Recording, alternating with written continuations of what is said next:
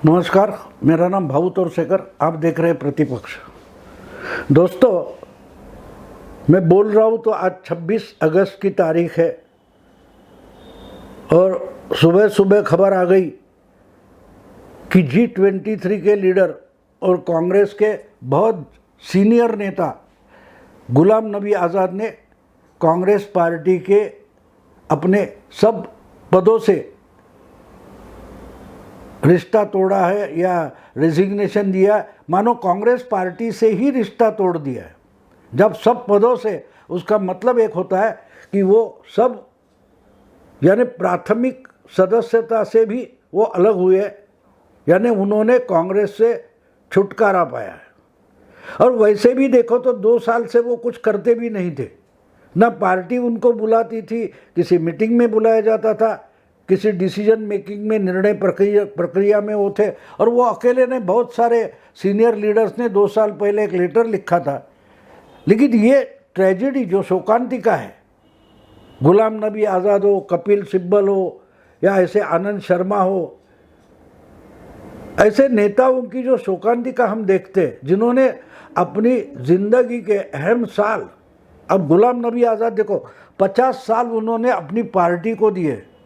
वो कश्मीर से है और कश्मीर में कांग्रेस की नहीं चलती थी, तो कांग्रेस की तरफ से मेरा ख्याल है 2 या 3 बार वो महाराष्ट्र से लोकसभा में चुनकर गए, महाराष्ट्र से। और इतनी युवक कांग्रेस के अध्यक्ष रहे। पिछले मेरा ख्याल है कि कुछ 7-8 साल से वो राज्यसभा में कांग्रेस के अपोजिशन लीडर रहे। ये सब इतनी सीनियरिटी है, इतना पार्टी के लिए काम किया है, लेकिन वो भूल गए कि उनके नाम में आज़ाद भी है और गुलाम भी है। वो खुद को कितना आज़ाद मानते थे पता नहीं, लेकिन गुलाम बिल्कुल मानते थे। अगर वो अपने नाम में जो गुलाम है ये शब्द सीरियसली नहीं लेते तो बहुत जल्दी आज़ाद हो सकते थे। जो आने वाले दिन है, आने वाला भविष्य है, वो अगर समझने की कोशिश करते तो बहुत पहले वो आज़ाद हो सकते थे।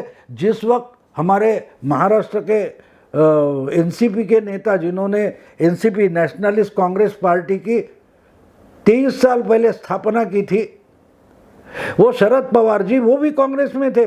लेकिन जब उनको कांग्रेस का भविष्य दिखने लगा कि इसकी अध्यक्ष बनी बैठी सोनिया गांधी विदेशी नागरिक है और इनके हाथों ना देश का भला होगा ना कांग्रेस का भला होगा, इसलिए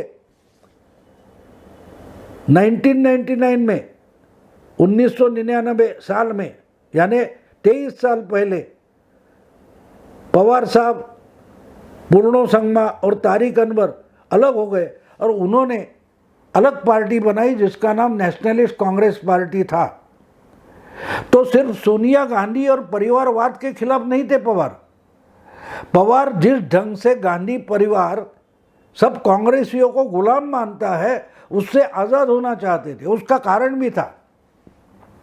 अगर मेरी याददाश्त सही है तो उस वक्त मेरा ख्याल है, हाँ, उस वक्त 99 का चुनाव होने से पहले सोनिया गांधी कांग्रेस की अध्यक्ष बनी थी और वाजपेयी प्राइम मिनिस्टर थे, प्रधानमंत्री थे। वाजपेयी जी के खिलाफ अविश्वास प्रस्ताव आया था। और जब अविश्वास प्रस्ताव आता है या विश्वास प्रस्ताव लाया जाता है तो जो अपोजिशन लीडर होता है, विरोध में सबसे बड़ी पार्टी का जो नेता होता है, उसका भाषण बहुत ज़रूरी होता है। और उस वक्त लोकसभा में जो विरोधी दल था, वो विरोधी नेता प्रतिपक्ष था, वो शरद पवार थे कांग्रेस के लिए, जिसके 140 से आसपास एमपीज थे लोकसभा में।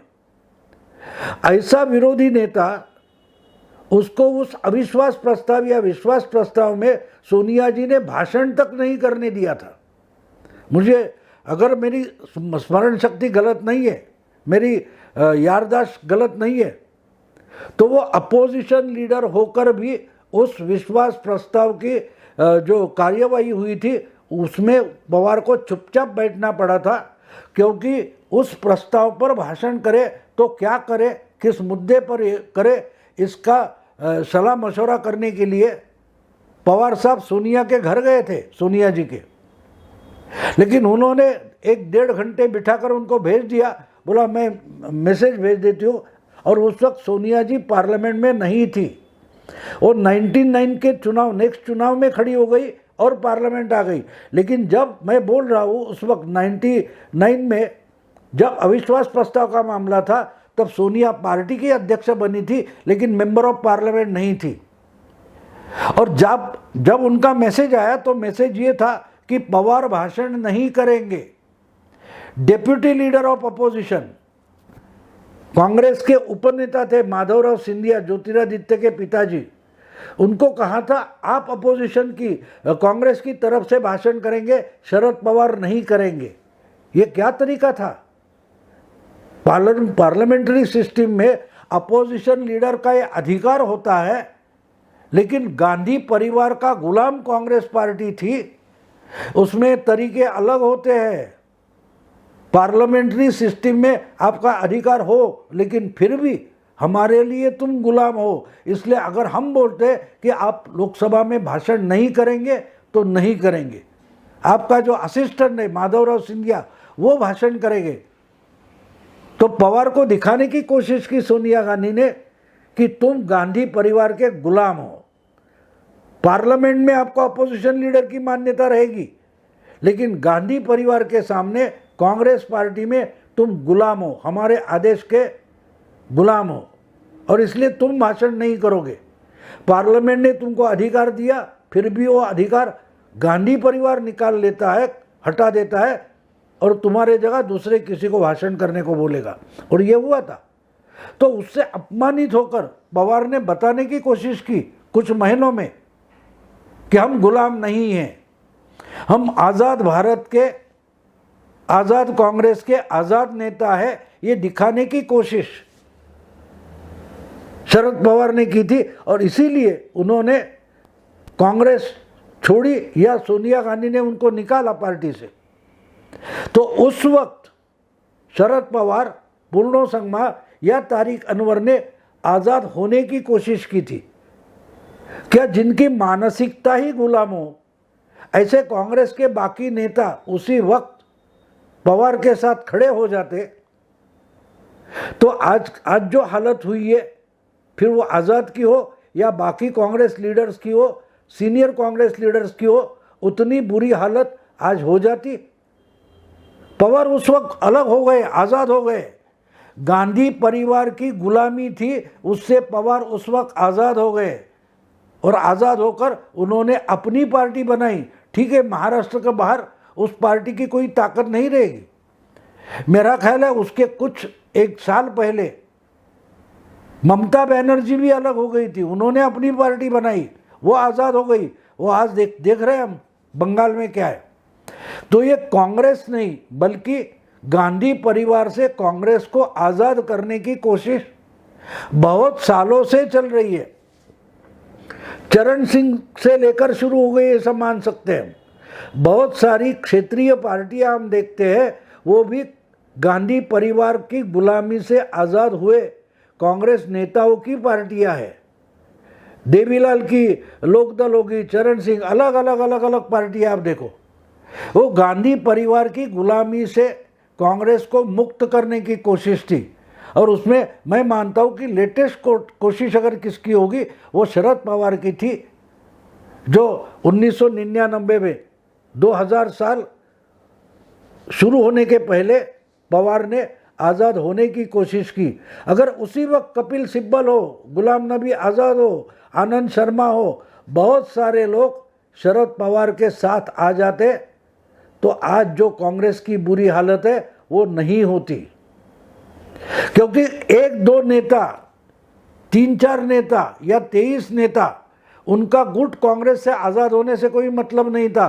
कांग्रेस पार्टी को गांधी परिवार की गुलामी से मुक्त करना ज़रूरी था। और शायद शरद पवार का प्रयास हल्का रहा होगा, क्षीण रहा होगा, लेकिन एक बात सच है कि पवार की कोशिश मानो कांग्रेस को ही गांधी परिवार से मुक्त करने की थी। उन्होंने पार्टी छोड़ी नहीं थी, उन्होंने सोनिया गांधी के अध्यक्ष या प्रधानमंत्री बनने पर ऑब्जेक्शन लिया था। तो एक तरीके से वो वैसा, ये आरएसएस की भाषा है बोला गया, लेकिन बात सिर्फ विदेशी जन्मी या विदेशी नागरिकता की नहीं थी, बल्कि कांग्रेस को गांधी परिवार की गुलामी से मुक्त करने की भी थी। उस वक्त मुझे याद है, पवार के साथ ना गुलाम नबी आज़ाद है, ना कपिल सिब्बल है, बाकी सारे एंथनियो, बहुत सारे कांग्रेस नेता जो अब खुद को ज्येष्ठ नेता मानते, सीनियर लीडर्स मानते, वो नहीं निकले। उन्होंने सोनिया गांधी का साथ दिया। इसका मतलब ये था, इनको जिस श्रृंखला ने जखड़ा हुआ था वो उसी का बचाव करने लगे थे।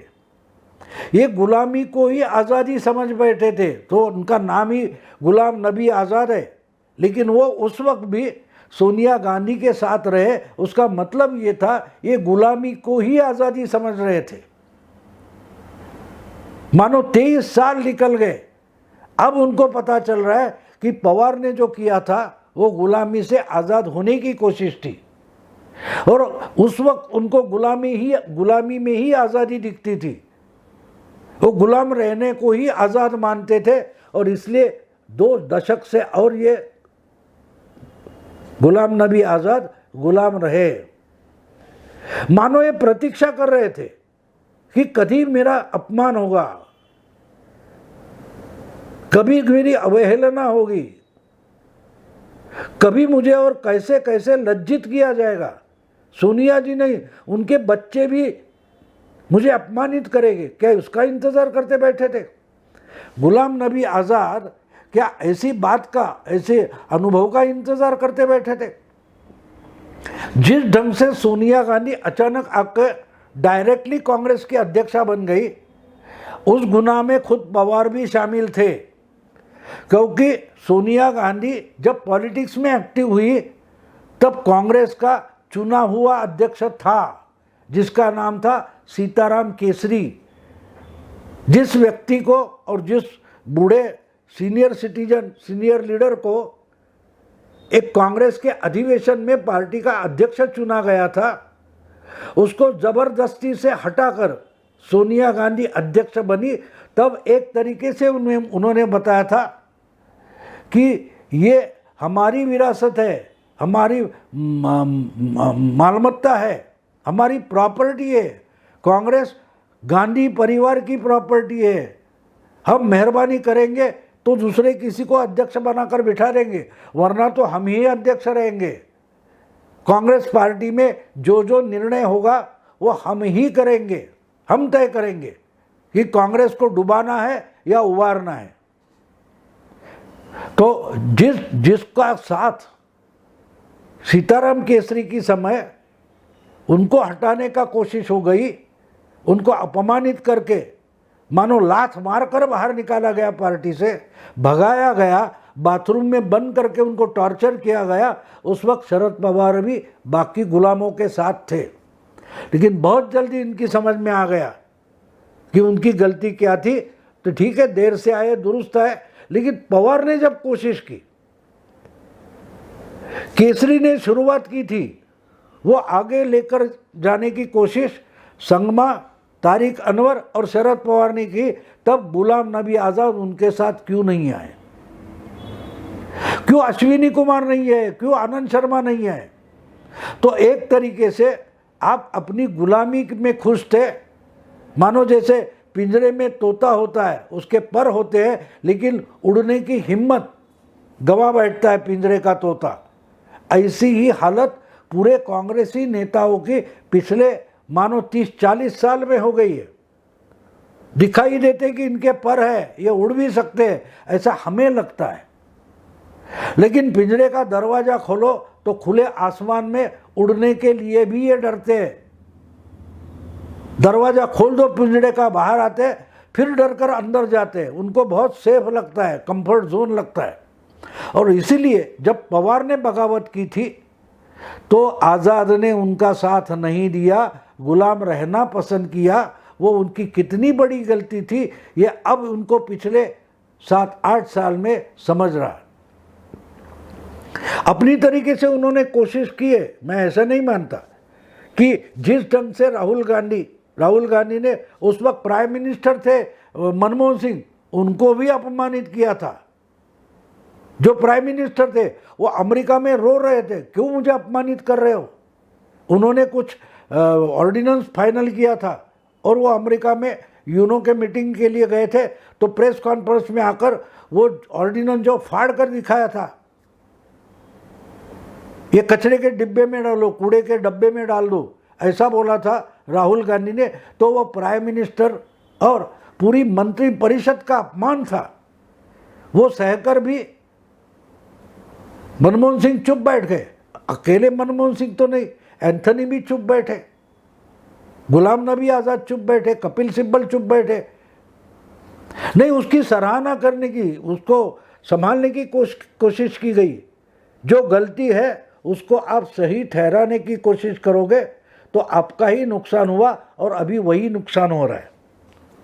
तो मुझे लगता है कि गुलाम नबी आज़ाद की अगर सबसे बड़ी गलती है तो वो पिछले 20 साल गुलामी में रहे और गुलामी को आज़ादी समझ रहे।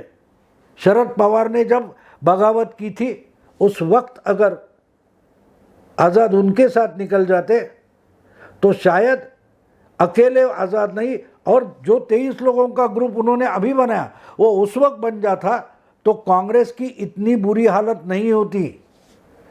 क्योंकि 1999 में राहुल गांधी पिक्चर में नहीं थे। राहुल गांधी 2004 के बाद आ गए, तो आगे चलकर ये इतने गुलाम हैं, इनको लात भी मारो तो भी खुश हो जाते हैं, इनको सम्मान लगता है। ऐसा जब फीलिंग सोनिया गांधी को आ गया कि हम इनको कितना भी अपमानित करें तो ये सह लेंगे, तो उन्होंने खुद को जो पॉसिबल नहीं है वो करने के लिए राहुल और प्रियंका को पॉलिटिक्स में लाया, पार्टी में लाया, और उठते बैठते राहुल गांधी, प्रियंका गांधी पूरे कांग्रेस पार्टी को, लीडर्स को अपमानित करने लगी। और इसका परिणाम हम आज देख रहे हैं कि अब इससे ज़्यादा अपमान नहीं सहा जा सकता। ये बताने के लिए, दुनिया को बताने के लिए गुलाम आज़ाद होने की कोशिश कर रहा है, आज़ाद होने की घोषणा कर रहा है। क्यों ना पवार के साथ आप गए, जैसे भी हो, छोटी पार्टी हो, ममता की क्षेत्रीय पार्टी हो, लेकिन वो तो आज़ाद हो गए। उनको भी सोनिया को छोड़ने के बाद भी आज उनको सोनिया जितना रेस्पेक्ट देती है उतना आपको राहुल गांधी तक नहीं देते, क्योंकि आपने वो गलती की जिस गलती से शरद पवार 23 साल पहले बच गए। दोस्तों, अगर ये वीडियो आपको पसंद आया तो लाइक कीजिए, शेयर कीजिए, प्रतिपक्ष को सब्सक्राइब कीजिए। नमस्कार।